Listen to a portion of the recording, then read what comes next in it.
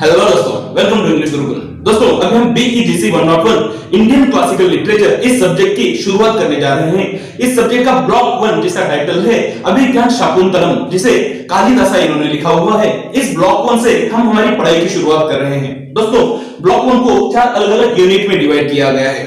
इसमें से first unit आज हम पढ़ेंगे जिसका टाइटल है इंडियन एस्थेटिक्स एंड इंट्रोडक्शन। दोस्तों, इस यूनिट को जब हम पढ़ेंगे तो इसमें हमें ब्रॉडली अगर देखा जाए तो दो अलग-अलग चीजें पढ़नी है। जो पहली चीज है वो है कि आखिर इंडियन क्लासिकल ड्रामा क्या है, इंडियन क्लासिकल ड्रामा की ओरिजिन कहां से हुई, उसकी शुरुआत कहां से। एक तरह से इंडियन क्लासिकल ड्रामा की हम शॉर्ट हिस्ट्री यहां पर पढ़ेंगे। साथ ही साथ ये जो इंडियन क्लासिकल ड्रामा है उसका रोल और सिग्निफिकेंस क्या है, आखिर ये जो ड्रामा उभर कर आया था उसका महत्व क्या था या फिर उसका पर्पस क्या था, इसके ऊपर भी हम संक्षेप में बात करेंगे। और दूसरा उद्देश्य होगा कि जो संस्कृत ड्रामा है, तो संस्कृत ड्रामा आखिर किस तरह से काम करता है, उसके कंपोनेंट्स क्या है। जो कोई एक नाटक होता है, जो नाटिका होती है, आखिर वो किस तरह से परफॉर्म की जाती है, ड्रामा आखिर होता क्या है, यहां से हम शुरुआत करेंगे। और जब इस यूनिट का हम अंत करेंगे उस वक्त हम संस्कृत भाषा के अलग-अलग प्ले राइट्स, जो पुराने प्ले राइट्स है, जो लेखक है, उनके बारे में भी हम शॉर्ट में डिस्कशन करेंगे। और जब एक वीडियो कंप्लीट हो जाएगा तो नेक्स्ट वीडियो में हम यूनिट 1 के जो 3 इंपॉर्टेंट क्वेश्चंस है उसको भी डिस्कस करेंगे। तो चलिए शुरुआत करते हैं। सबसे पहले शुरुआत करेंगे इंडियन एस्थेटिक्स, जो कि इस यूनिट का टाइटल है, उसका अर्थ क्या है। वैसे अगर देखा जाए तो एस्थेटिक्स का मतलब होता है रसशास्त्र। तो भारतीय रसशास्त्र का सीधा साधा अर्थ हुआ जो भारतीय परफॉर्मिंग आर्ट्स है उसके अंदर रसशास्त्र किस तरह से काम करता है। अगर हम इस पूरे चैप्टर को देखें तो इसमें रसशास्त्र या फिर एस्थेटिक्स को उतना डेप्थ में नहीं पढ़ाया गया, बल्कि बस ऊपर से हमें बेसिक एक जानकारी दी गई है। लेकिन जब हम इंडियन एस्थेटिक्स से टाइटल पढ़ते हैं तो वो इंडियन क्लासिकल ड्रामा को रिप्रेजेंट करता है, उसका एक रिप्रेजेंटेटिव टर्म के तौर पर यहाँ पर एस्थेटिक्स को यूज किया गया है। तो इसलिए हमें भी पता होना चाहिए कि आखिर एस्थेटिक्स होता क्या है। एक उदाहरण से आपको समझाता हूं। जब हम छोटे बच्चे हुआ करते थे तो उस टाइम पे दूरदर्शन पे मूवीज आया करते थे संडे को। तो जब हम वो मूवीज देखते थे, मान लीजिए कोई क्लासिकल कोई एक्शन मूवी देखकर हम बाहर निकले, तो सारे बच्चे जैसे ही घर से बाहर निकलते थे तो आपस में ढिशुम ढिशुम इस तरह से फाइटिंग किया करते थे।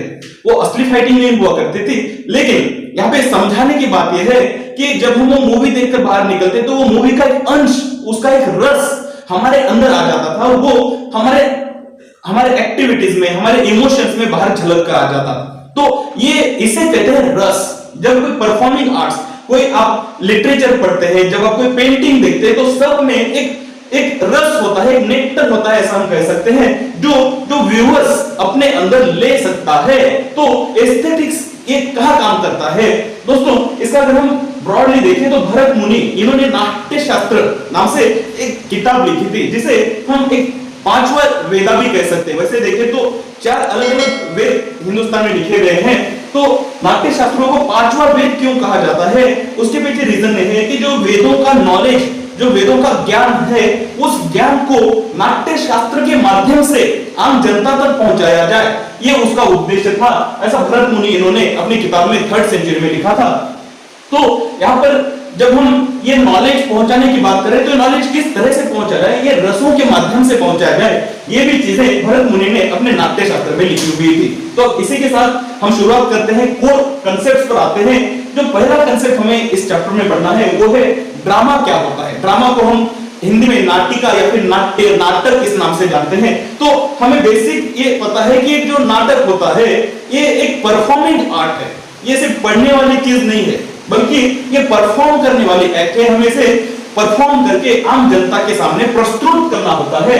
लेकिन जो ड्रामा होता है वो सिर्फ वर्ड्स नहीं होते हैं, सिर्फ 2 इंसान ऐसे व्यक्ति खड़े हो गए और वो अपनी अपनी लाइनें पढ़ रहे हैं, इसे ड्रामा नहीं कहते। बल्कि ड्रामा के अंदर एक्टिंग होती है, अभिनय होता है, गेस्चर्स, हाव भाव, हमारे इमोशंस के थ्रू हम वहां पर इंफॉर्मेशन या फिर एंटरटेनमेंट आगे प्रस्तुत करते हैं। डांस मूव्स वहां पर दिखाए जाते हैं, कॉस्ट्यूम्स के थ्रू जो रिप्रेजेंट करना है वो वहां पर दिखाया जाता है। जो स्टेज सेटिंग होती है, जो स्टेज का बैकग्राउंड होता है, वो भी उसी तरह से सजाया जाता है। साथ ही साथ म्यूजिक का भी उसके अंदर उपयोग किया जाता है। इस तरह से अगर हम देखें तो drama as a performing art एक कॉम्प्लिकेटेड कंसेप्ट हमें नजर आता है और इसीलिए जरूरत आन पड़ी नाट्य शास्त्र की। अगर ये बहुत ही सरल सा कंसेप्ट होता तो इसके ऊपर नाट्य शास्त्र यानी नाटक का साइंस लिखने की आवश्यकता नहीं पड़ती।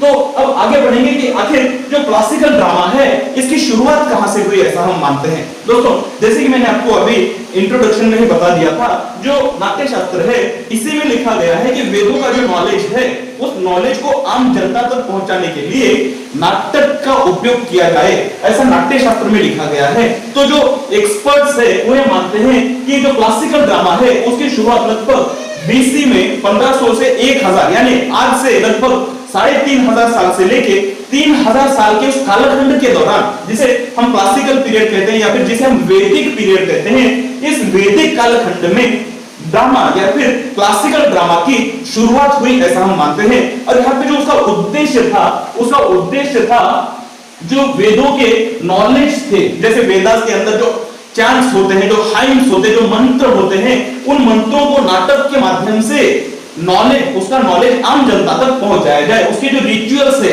अलग अलग उसमें कर्मकांड होते हैं, जो कर्मकांड है उनको भी नाटक के माध्यम से समझाया जाए कि किस तरह से ये कर्मकांड आपको पूर्ण करना है। तो कहीं ना कहीं वहां से जो नाटक है उसके बीज बोए गए। और आज जब हम देखते हैं तो यही नाटक बढ़ते बढ़ते हम बड़े स्टेज पर देख रहे हैं, इसी से मूवीज बनती है, इसी से एनिमेशन बनती है। तो कहीं ना कहीं इसके बीज अगर हम देखें तो ये हमें वैदिक पीरियड में दिखाई देते हैं। उसके बाद नाट्य शास्त्र क्या होता है ये मैं आपको बता चुका हूं। नेक्स्ट है जो ये इंडियन ड्रामा है। अब हम तो ये जानते हैं कि लगभग आज से 3500 साल से 3000 के कालखंड के दौरान ये नाटक उभर कर आया, वहां से इसकी शुरुआत हुई ऐसा हम मानते हैं। लेकिन जो आज हम नाटक देखते हैं क्या ये वही नाटक है जिसके बीज लगभग 3500 साल पहले बोए गए थे? तो नहीं, इसके ऊपर अलग अलग ट्रेडिशंस का इंपैक्ट हुआ है। तो ये इंपैक्ट कैसे हुआ? दोस्तों हम सब जानते हैं अलेक्जेंडर द ग्रेट, जिसे हम सिकंदर नाम से जानते हैं। सिकंदर 3rd सेंचुरी बीसीई यानी लगभग आज से 2300 साल पहले सिकंदर ने हिंदुस्तान पर आक्रमण किया। वैसे देखा जाए तो वो सिर्फ इंडस वैली जहां पर सिंधु सभ्यता थी उस स्थान तक ही वो आ पाया और हिमालय को पार करके वो मेनलैंड इंडिया में नहीं आ पाया। लेकिन जो इंडियन सब कॉन्टिनेंट हम देखते हैं तो इंडियन सब कॉन्टिनेंट उस ओर भी तो है जहां आज का पाकिस्तान है। तो कहीं ना कहीं वहां पर ये जो ग्रीक लोग आए थे तो ये ग्रीक लोग अपने साथ अपना ड्रामा भी लेकर आए और उसका एक इन्फ्लुएंस हमारे इंडियन क्लासिकल ड्रामा के ऊपर हुआ। तो वो इन्फ्लुएंस किस तरह से हुआ इसके बारे में हम बात करेंगे। तो ये इन्फ्लुएंस हम देख सकते हैं कि जो सिमिलरिटीज है जो ग्रीक ड्रामा है उसमें और इंडियन ड्रामा है उसमें एक सिमिलरिटी हमें देखने को मिलेगी कि जो ड्रामा है उसको एक्ट्स और सीन्स के रूप में डिवाइड किया जाता है, जिसे हम हिंदी में अंक कहते हैं, अंक 1 अंक 2 इस तरह से अंकों में ड्रामा को डिवाइड किया जाता है। तो ये इन्फ्लुएंस ग्रीक ड्रामा से इंडियन ड्रामा के ऊपर हुआ ऐसा एक्सपर्ट्स मानते हैं। साथ ही साथ जो कोरस होता है तो वो कोरस कहां से आए तो एक्सपर्ट मानते हैं कि कोरस की पद्धति इंडिया में इंडियन ड्रामा के ऊपर ग्रीक इन्फ्लुएंस है। साथ ही साथ जो स्टॉक कैरेक्टर्स होते हैं जो पुराने हम क्लासिकल ड्रामा पढ़ेंगे आगे भी मैं आपको बताऊंगा विदूषक क्या होता है, जो नटी क्या होती है, तो ये एक तरह से जो डायरेक्टर्स होते हैं तो ये कौन होते हैं तो इनका भी एक एक्ट करने का तरीका है। जब किसी नाटक की शुरुआत होती है तो एक स्टॉक कैरेक्टर शुरुआत में आता है या फिर 2 स्टॉक कैरेक्टर्स आते हैं और 2 स्टॉक कैरेक्टर्स पहले आपस में बात करते हैं और वो जो बात करते हैं उस कोर कांसेप्ट के ऊपर वो ड्रामा आधारित होता है, तो इसे हम स्टॉक कैरेक्टर्स कहते हैं। तो स्टॉक कैरेक्टर्स भी ग्रीक इन्फ्लुएंस है ऐसा मानते हैं। तो ये तो बात हुई ग्रीक इन्फ्लुएंस की। तो ऐसा तो नहीं है ना कि जो इंडियन क्लासिकल ड्रामा है वो पूरी तरह से ग्रीक इन्फ्लुएंस के अंदर ही आया। तो कुछ डिसिमिलरिटीज भी है, कुछ डिफरेंसेस भी है जो इंडियन क्लासिकल ड्रामा को ग्रीक ड्रामा से डिफर करते हैं। तो पहली चीज है इंडियन क्लासिकल ड्रामा में ट्रेजेडी की एब्सेंस है। लगभग हमारे यहाँ पे जितने भी हम क्लासिकल प्लेस देखते हैं यहाँ पे लगभग शब्द के ऊपर फोकस कीजिए। ऐसा नहीं कि सारे के सारे प्लेस में सिर्फ हैप्पी एंडिंग ही है, लेकिन मैक्सिमम अधिकतम जो क्लासिकल ड्रामा हम पढ़ते हैं उसमें हमें ट्रेजेडी देखने को नहीं मिलेगा, यानी दुखद अंत हमें देखने को नहीं मिलेगा। इसके पीछे रीजन ये है कि हमारा जो क्लासिकल ड्रामा है वो वेदों से इन्फ्लुएंस्ड है और हमारे वेदों में हम ये मानते हैं कि इंसान की जब मृत्यु हो जाती है तो वो कोई दुखद अंत नहीं है बल्कि असली जीवन तो मृत्यु के बाद शुरुआत होता है। कहीं ना कहीं पुनर्जन्म के कंसेप्ट में हम पूरी तरह से यकीन करते हैं, ये हमारी धारणा है, मान्यता है। तो इसीलिए कहीं ना कहीं हम जो एंडिंग देखते हैं हमारे नाटकों की वो ट्रेजिक एंडिंग हमें नहीं दिखाई देती है। कुछ गिने चुने ही नाटक होंगे जिनकी हमें ट्रेजिक एंडिंग देखने को मिलती है। तो ये चीज हमें ग्रीक ट्रेडिशन से बहुत अलग दिखाई देती है, क्योंकि ग्रीक ट्रेडिशन में जैसे सोफोकल्स, हम जो नेक्स्ट टॉपिक है, जो नेक्स्ट सब्जेक्ट है आपका बीजीसी 102 यूरोपियन क्लासिकल ड्रामा, उसमें सोफोकल्स इसके द्वारा लिखा गया ओपीडीएस रेक्स ये नाटक जब आप पढ़ेंगे तो देखेंगे वो एक ट्रेजेडी है। तो ट्रेजेडी की पूरी परंपरा हमें ग्रीक लिटरेचर में देखने को मिलेगी, तो ऐसी परंपरा इंडिया में नहीं है। तो ये एक डिसिमिलरिटी हो गई। नेक्स्ट है non adherence to 3 units of time, space and action. जो ग्रीक ड्रामा है उसका इस कांसेप्ट को आप ठीक से समझ लीजिए, आपके नेक्स्ट सब्जेक्ट में भी आपको जरूर काम आने वाला है। तो जो ग्रीक ड्रामा था उसमें एक कांसेप्ट है 3 unities of time, place and action. तो इसको एकदम सहज उदाहरण से आपको अगर मैं समझाऊं तो जो ग्रीक ड्रामा हुआ करता था उसका एक ही स्टेज हुआ करता था, एक ही स्टेज पे, एक ही मंच पे वो एक्ट किया जाता था। तो इसका अर्थ क्या हुआ कि एक ही स्टेज में आप अलग अलग अंकों में काम कर सकते हैं, यानी अलग अलग सीन में आप नाटक को डिवाइड कर सकते हैं, लेकिन जो पीछे का बैकग्राउंड है वो चेंज नहीं करेंगे, यानी जो प्लेस है वो प्लेस एक ही रहेगा, यूनिटी रहेगी। जो टाइम है वो लंबे कालखंड में आपका नाटक डिवाइड नहीं रहेगा, बल्कि लगभग आज से शुरू होगा और कंटिन्यू 2-4 दिन, हो सकता है 1 महीने की कहानी उसमें अंदर होगी, लेकिन वो बहुत लंबे विस्तृत कालखंड में वो नाटक आपको देखने को नहीं मिलेगा। जो एक्शन है वो एक्शन, जैसे मैंने आपको यहाँ पे समझाया था, वो एक्शन भी उसी तरह से लिमिटेड आपको देखने को मिलेगी। तो ये चीजें हमें इंडियन क्लासिकल ड्रामा में नहीं देखने को मिलती है। जो हमारे महाभारत हम पढ़ेंगे तो उसमें तो 14 साल का तो वनवास ही है। तो इस तरह से लंबा कालखंड के दौरान हमारे इंडियन क्लासिकल ड्रामा लिखे गए थे। तो ये ग्रीक ड्रामा में और इंडियन ड्रामा में एक डिफरेंस है। ये डिफरेंस के ऊपर जरूर आपको क्वेश्चंस आ सकते हैं, तो इसको ध्यान से समझ लीजिए। जो ये सारे चेंजेस है तो इससे हमें समझ में आता है कि भले ही इंडियन क्लासिकल ड्रामा के ऊपर ग्रीक ड्रामा का इंफ्लुएंस हुआ है, प्रभाव हुआ है, लेकिन वो किसी मसाले की तरह हुआ है। पूरी तरह से हम ग्रीक ड्रामा को फॉलो नहीं करते हैं। जिस तरह से ग्रीक इंफ्लुएंस हमारे ड्रामा के ऊपर हुआ है, ठीक उसी तरह से बुद्धिस्ट और जैन ट्रेडिशंस का भी हमारे ऊपर प्रभाव हुआ है। तो वो प्रभाव हम तब देखेंगे जब हम सेनापतिपुरम नाम का जो आपका ब्लॉक 4 है वो पढ़ेंगे, तो उसमें आपको डिटेल में समझने को मिलेगा कि किस तरह से जैन और बुद्धिस्ट ट्रेडिशन का इंफ्लुएंस हमारे ड्रामा के ऊपर हुआ है। दोस्तों अब इसी के साथ हम आगे बढ़ेंगे।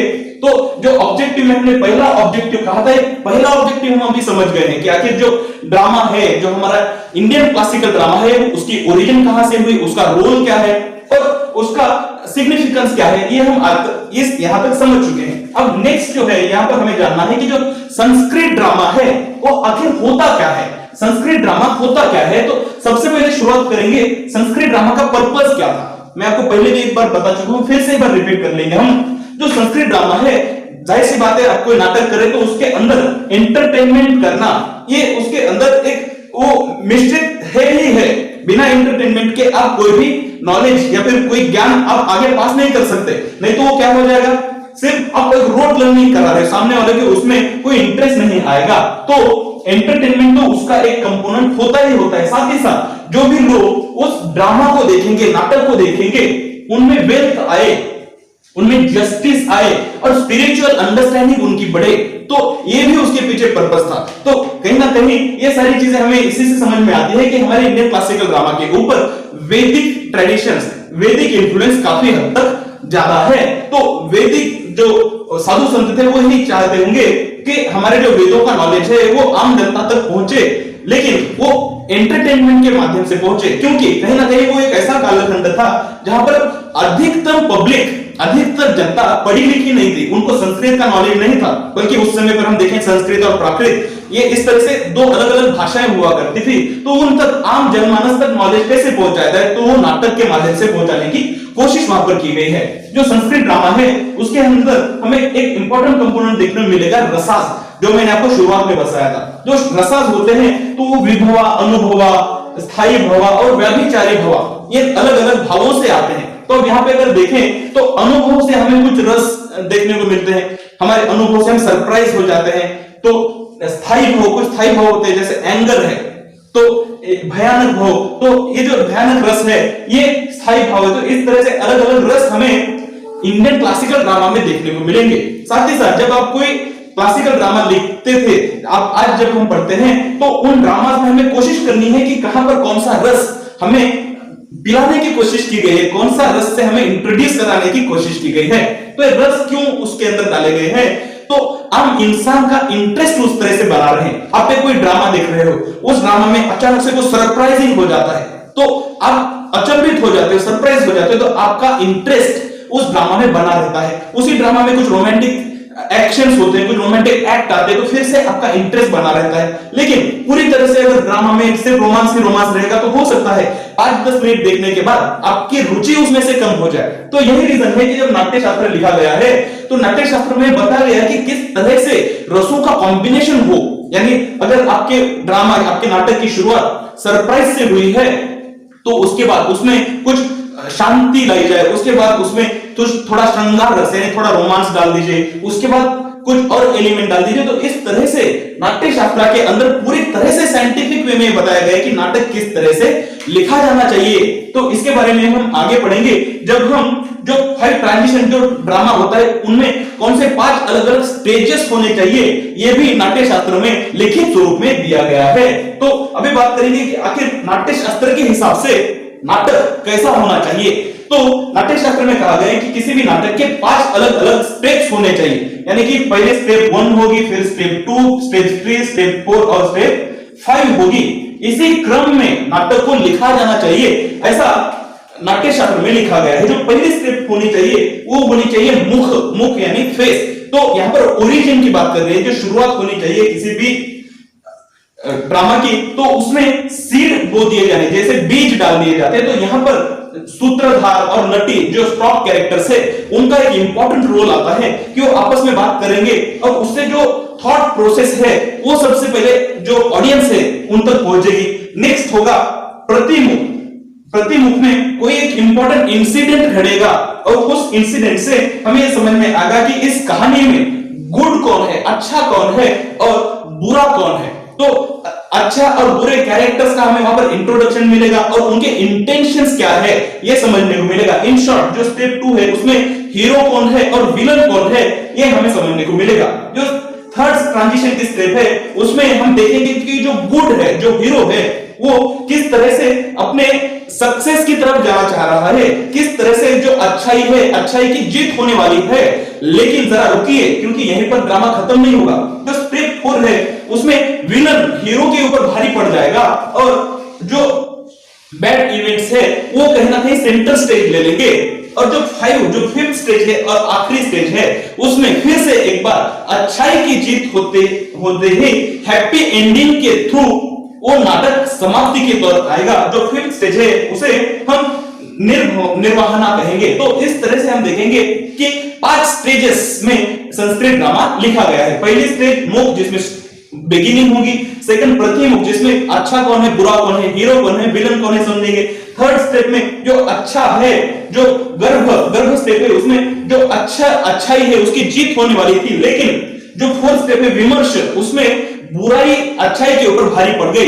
लेकिन 5th स्टेज में फिर से एक बार अच्छाई की जीत हुई और इस तरह से हैप्पी एंडिंग हो गई। तो ये जरूर समझ लीजिए, क्योंकि इस तरह के सवाल जरूर आपको पूछे जा सकते हैं। अब वापस आते हैं और पढ़ते हैं कि जब ड्रामा किस तरह से लिखा गया है नाट्य शास्त्र में, तो नाट्य शास्त्र में यह भी बताया गया है कि किस जो ड्रामास होते हैं उनके कितने प्रकार हो सकते हैं। तो उसमें रूपक, उपरूपक, ये अलग अलग टाइप्स हमें देखने को मिलती है। रूपक के अंदर में ही हमें रूपक कैटेगरी में वैसे 10 अलग अलग टाइप के 10 अलग अलग प्रकार के नाटक होते हैं, जिसमें एक जो ड्रामा का प्रकार है उसका नाम ही नाटक है।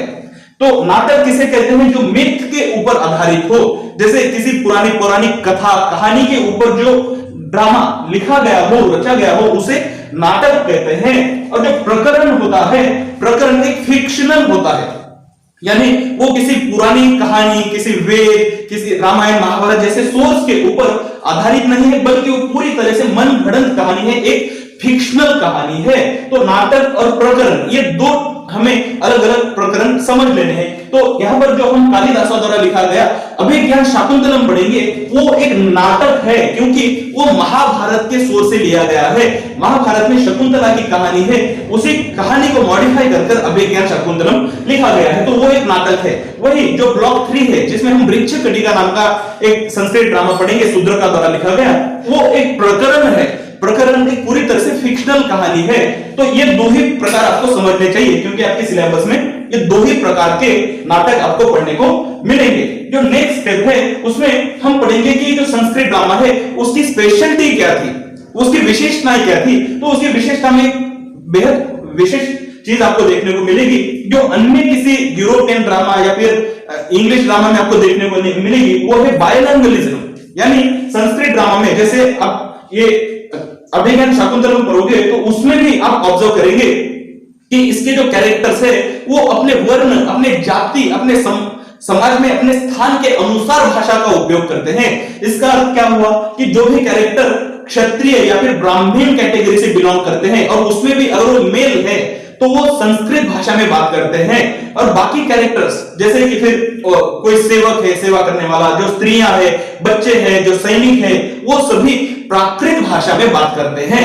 तो इससे हमें उस समय की बात, उस समय में किस तरह से भाषा बोली जाती थी ये भी समझ में आता है कि संस्कृत ये उच्च लोगों की भाषा मानी जाती थी। जो ब्राह्मण है वही बोलते थे, जो क्षत्रिय है वही बोलते थे, और जो आम जनता है वो प्राकृत भाषाएं बोलती थी। अगर आज की तारीख में देखें तो संस्कृत एक डेड लैंग्वेज क्यों हो गई, इसके पीछे ये एक प्रमुख रीजन है, क्योंकि ये आम इंसान की भाषा थी ही नहीं। यहां तक कि मनुस्मृति में ऐसा भी लिख दिया गया कि आम जो क्षुद्र है या फिर वैश्य है उन्होंने संस्कृत भाषा नहीं बोलनी चाहिए, अगर वो बोलेंगे तो उनके लिए दंड क्या हो सकते हैं, ये भी उनके अंदर लिख दिए गए।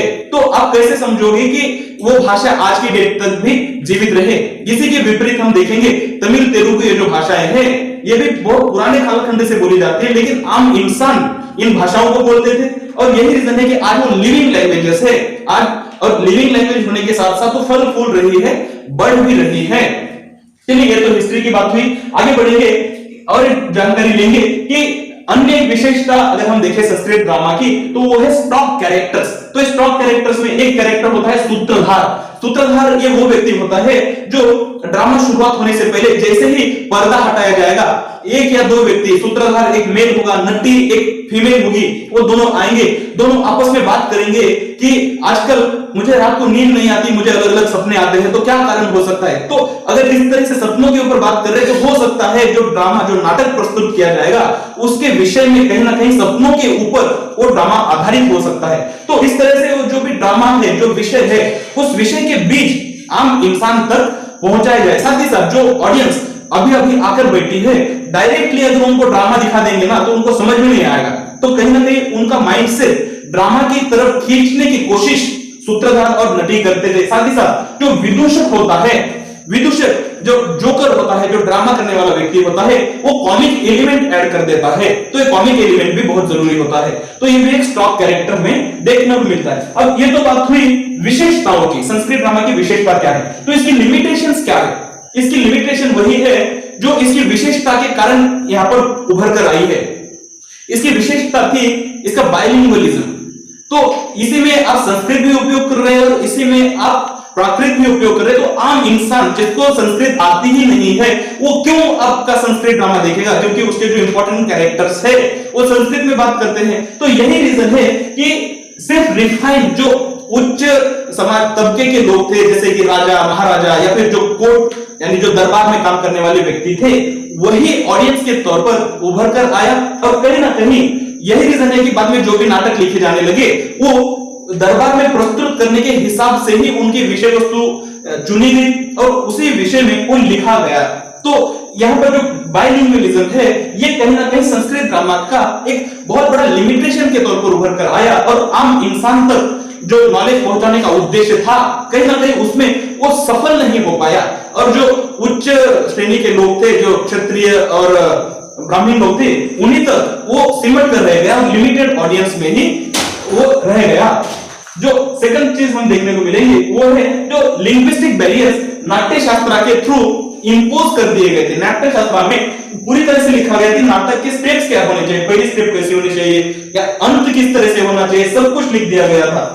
तो यहाँ पर जो प्ले राइट्स थे, जो लेखक थे, उनको आजादी नहीं मिली, उनको क्रिएटिव फ्रीडम ही नहीं बचा, क्योंकि कहीं ना कहीं पूरी तरह से वहां पर नियम दे दिए गए थे कि इसी तरह से नाटक लिखा जाना चाहिए। तो यही कारण है कि वहां पर लिंग्विस्टिक बैरियर्स बहुत ज्यादा आ गए। इस कारण से वहां पर क्रिएटिव फ्रीडम नहीं बना और ज्यादा वर्क लिखने में कहीं ना कहीं उसकी एक डिफिकल्टी वहां पर उत्पन्न हो गई। अब इसी के साथ हम इस चैप्टर के लास्ट के सेक्शन में पहुंच गए हैं, जहां पर हम संस्कृत भाषा के 4 विद्वान, 4 महान प्ले राइट्स के बारे में संक्षिप्त में जानकारी लेंगे। जो पहले प्ले राइट है उनका नाम है भाषा।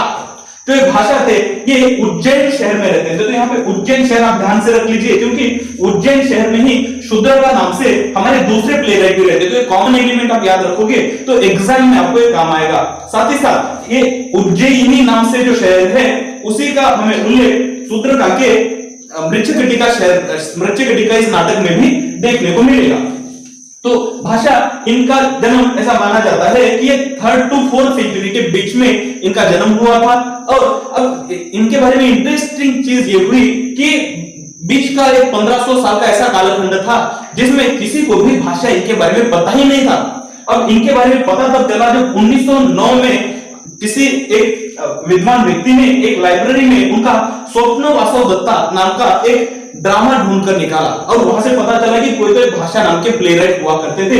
उनका एक स्वप्न वासव दत्ता नाम का ड्रामा मिला है। उनके बाद वो और विख्यात 1913 में हुए, यानी 1909 में तो एक नाटक मिला, 1913 में और 13 उनके अलग अलग ड्रामास मिले। और जब इनके इतने सारे ड्रामा मिल गए तो फिर हमें समझ में आया कि वो कितने विशेष थे।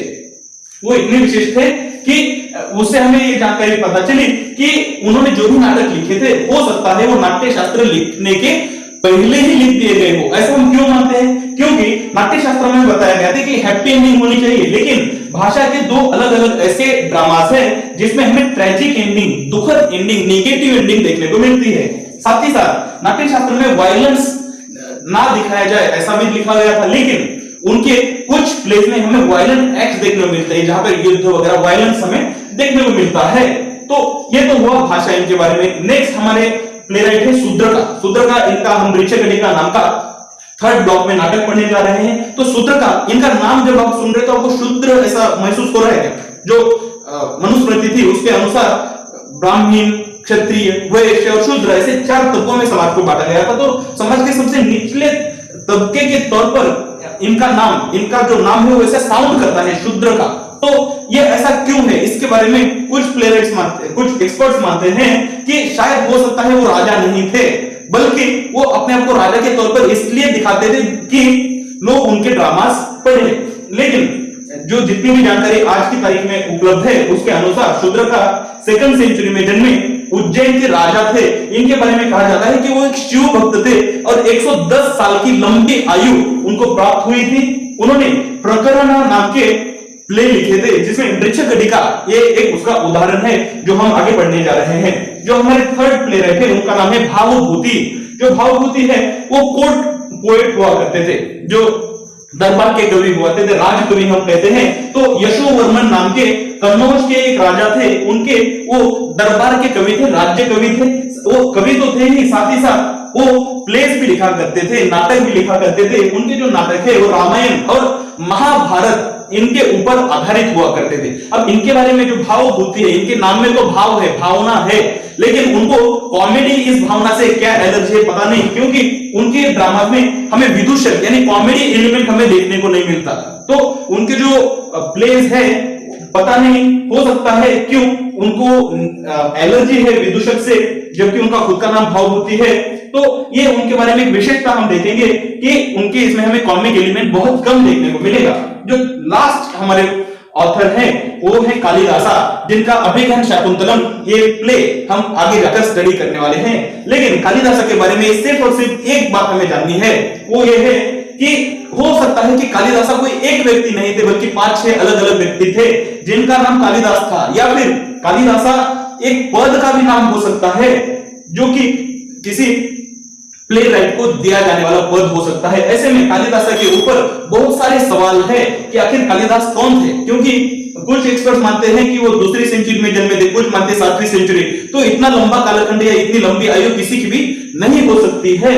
तो नेक्स्ट सेक्शन जो नेक्स्ट यूनिट 2 हम पढ़ेंगे उसमें हम कालिदासा के जीवन के बारे में और गहराई से पढ़ेंगे और जानेंगे कि आखिर कालिदासा कौन थे। दोस्तों यहाँ पर यूनिट 1 कंप्लीट होता है। उम्मीद करता हूं आपको ये सारे कंसेप्ट ठीक से समझ में आ गए हैं। आपके कुछ सुझाव और सवाल है तो जरूर कमेंट करके पूछिए, मैं रिप्लाई करने की कोशिश करूंगा। चलिए मिलते हैं नेक्स्ट वीडियो में, जहां पर यूनिट 1 के क्वेश्चन आंसर्स हम डिस्कस करेंगे। Take care.